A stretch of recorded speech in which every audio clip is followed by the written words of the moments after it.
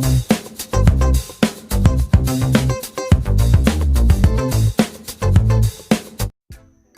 Guys, welcome back to our channel ViaCooking. ఈరోజు నేను మీతో చాలా instant and tasty recipe share చేసుకోబోతున్నాను. అదేంటంటే ఎగ్ ఫ్రైడ్ రైస్. ఇప్పుడు ఎగ్ ఫ్రైడ్ రైస్ ఎలా చేయాలో చూసేద్దాం. అందుకోసం ప్యాన్ పెట్టేసుకొని అందులో 3 టేబుల్ స్పూన్స్ ఆయిల్ వేసేసుకొని 2 ఎగ్స్ని అందులో వేసేస్తున్నాను.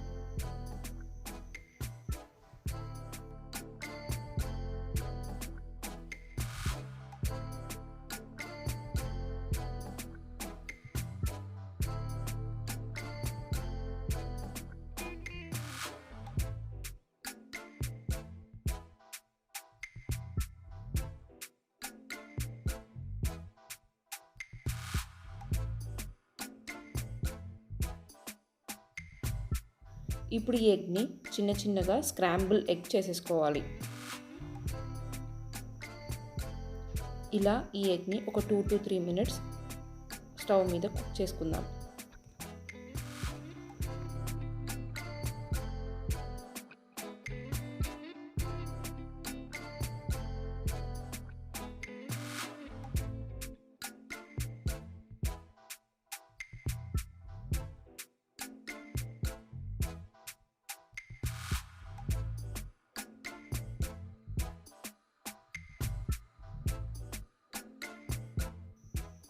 ఎగ్ని చిన్న చిన్న పీసెస్గా చేసుకున్న తర్వాత ఇప్పుడు అందులో మనం ఒక 1/2 టేబుల్ స్పూన్ మిరియాల పొడిని యాడ్ చేసేసేయాలి.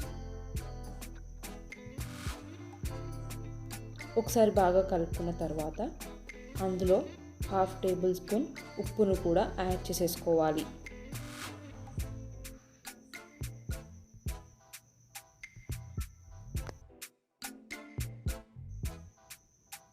ఇప్పుడు ఇదంతా కలిపేసుకొని ఒక 1 minute కుక్ చేసుకున్న తర్వాత ఈ స్క్రాంబుల్డ్ ఎగ్ అంతా నేను ఒక సపరేట్ ప్లేట్లోకి తీసేసుకుంటున్నాను. నెక్స్ట్ సేమ్ ప్యాన్లో 2 టేబుల్ స్పూన్స్ ఆయిల్ యాడ్ చేసేసుకోవాలి.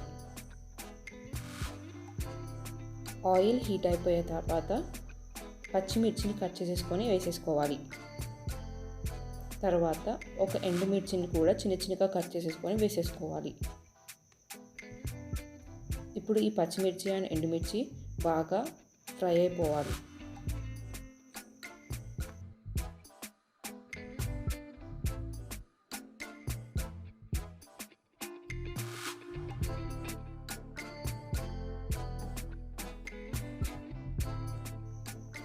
ఒకసారి బాగా ఫ్రై అయిపోయాక అందులో మనం చిన్న చిన్నగా కట్ చేసేసుకున్న క్యారెట్ ముక్కలను వేసుకోవాలి. క్యారెట్ ముక్కలని బాగా మగ్గించుకోవాలి. తర్వాత అందులో ఒక 1/2 కప్ ఆనియన్స్ని యాడ్ చేసేసుకోవాలి.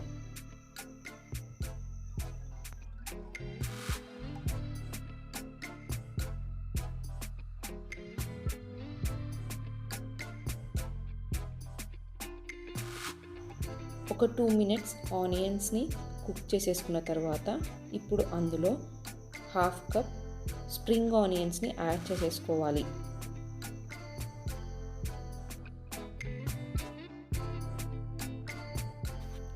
నెక్స్ట్ ఇప్పుడు మనం 2 టేబుల్ స్పూన్స్ సోయా సాసెస్ని యాడ్ చేసేసుకోవాలి.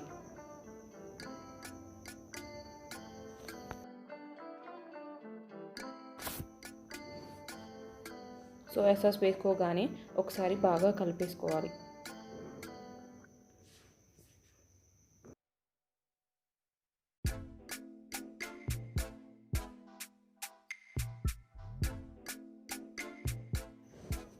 నెక్స్ట్ ఇందులో ముందుగా స్క్రాంబుల్ చేసేసుకున్న ఎగ్ని యాడ్ చేసేసుకోవాలి.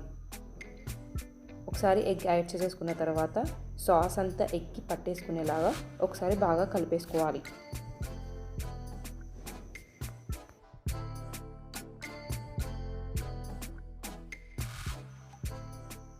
నెక్స్ట్ ఇందులో 2 cups ఆఫ్ రైస్ యాడ్ చేసేసుకోవాలి. రైస్ యాడ్ చేసుకునేటప్పుడు మనం స్టవ్ని సిమ్ ఫ్లేమ్లో పెట్టేసేయాలి.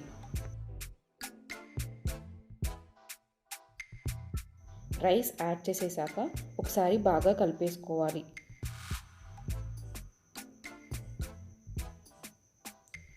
తర్వాత ఇందులో నేను 2 to 3 table spoons fried rice మసాలాని యాడ్ చేసేస్తున్నాను.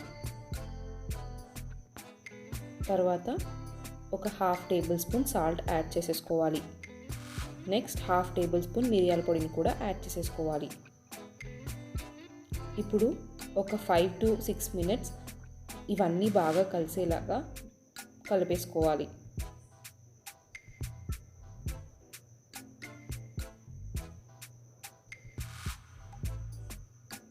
సో ఇలా బాగా కలిపేసుకున్న తర్వాత దీనిపైన నేను కొత్తిమీర వేసేసుకొని స్టవ్ని ఆఫ్ చేసేస్తున్నాను.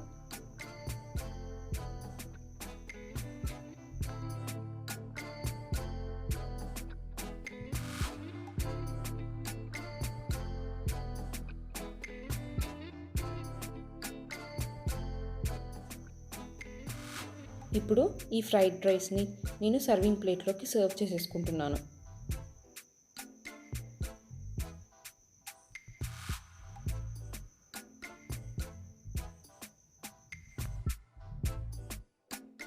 చూసారు కదా ఫ్రెండ్స్, చాలా ఇన్స్టెంట్గా అండ్ చాలా టేస్టీగా ఈ రెసిపీ రెడీ అయిపోతుంది. మీరు కూడా ఈ రెసిపీని ట్రై చేసి ఎలా వచ్చిందో కామెంట్ బాక్స్లో కామెంట్ చేయండి అండ్ మా ఛానల్ని సబ్స్క్రైబ్ చేయండి. Thank you.